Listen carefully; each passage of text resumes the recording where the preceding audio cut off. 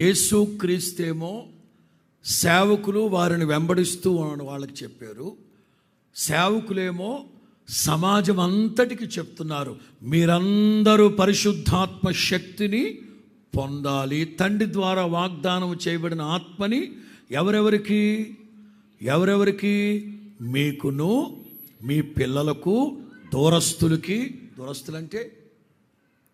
దూరస్తులంటే అన్యజనులు. దూరస్తులంటే అమెరికాలో, ఆస్ట్రేలియాలో, అండమాన్లో వాళ్ళు కాదు. మీకును మీ పిల్లలకి. దూరస్తులంటే ఒకప్పుడు మనం ఎవరిమి? ఎఫెసీ పత్రికలో పౌలు ఏమంటారు? మునుపు మీరు దూరస్తులు. మునుపు మీరు దేవుని వాక్యానికి, సజీవుడైన దేవునికి, నిత్యుడగు తండ్రికి చాలా దూరస్తులు మీరు. అంటే దూరస్తులంటే అన్యజనులమైన మనకు. మొత్తం మీద ప్రతి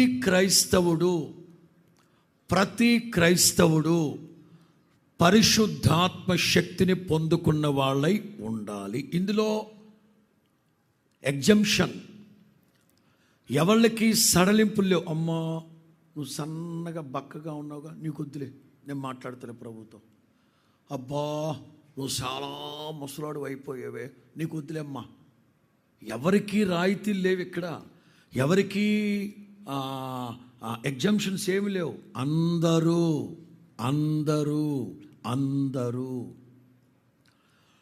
సరే ఇలా చెప్పుకుంటూ వెళితే అసలు ఎందుకు పొందాలి, ఇవన్నీ చాలా విషయాలు ఉన్నాయి. మొత్తం మీద ఒకటి మాత్రం వాస్తవం, దేవుని ఆత్మ లేనివాడు ఆయనవాడు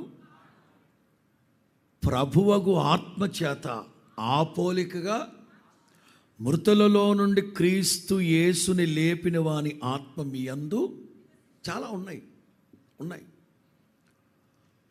చాలామందికి పరిశుద్ధాత్మ శక్తిని గూర్చి సందేహాలు, అనుమానాలు, అస్సలు నచ్చని వాళ్ళు ఇది ఇక్కడ కూడా చాలామంది ఉన్నారు. లైవ్లో చూస్తూ ఉన్న వాళ్ళు కూడా బోలెడు మంది ఉన్నారు. మనం ఆరాధిస్తూ ఉన్న దేవుడు త్రిమూర్తులు కాదు, త్రియేక దేవుడు. స్తోత్రం చెప్పండి. తండ్రి, కుమార. ఎక్కడున్నారండి వాళ్ళు? ఒక్కొక్కటిగా మీకు చెప్పాలి.